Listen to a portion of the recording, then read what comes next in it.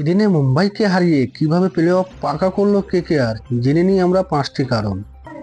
ঘরের মাঠে শেষ ম্যাচ জিতলো কলকাতা নাইট রাইডার্স, ইডেনে মুম্বাইকে হারালো তারা। 18 পয়েন্ট পেয়ে প্রথম দল হিসাবে চলিত আইপিএলে প্লে অফে উঠলেন সিরিজের দলরা।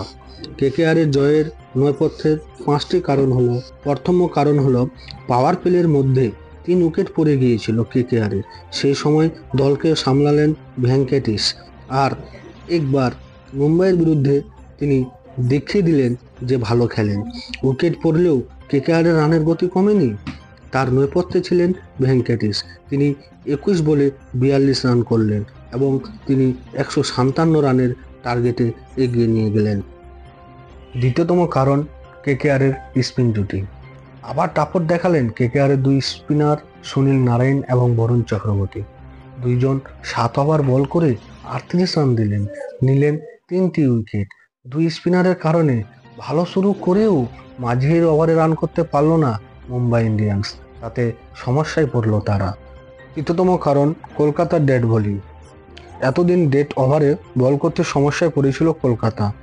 এই ম্যাচে ভালো বল করলেন অ্যান্ড্রে রাসেল ও হর্ষিত রানা।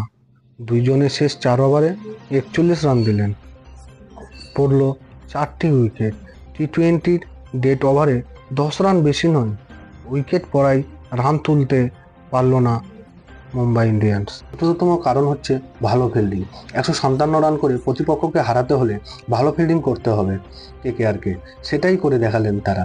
ভালো ক্যাচ ধরলেন রমনদীপ সিং, রিঙ্কু সিং এবং একটি দুর্দান্ত রান আউটও দেখা গেল। বাউন্ডারিতে ঝাঁপালেন ফিল্ডাররা, তার ফল পেল কেকেআর। পঞ্চমতম কারণ হচ্ছে শ্রেয়সের অধিনায়কত্ব।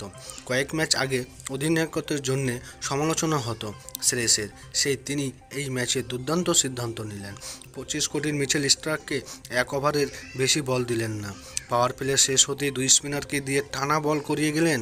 উইকেট বল থমকে আসছে দেখে রাসেলের হাতে বল তুলে দিলেন। নামের পিছনে না ছুটে যে বোলার ভালো করছেন তাকেই ভরসা করলেন।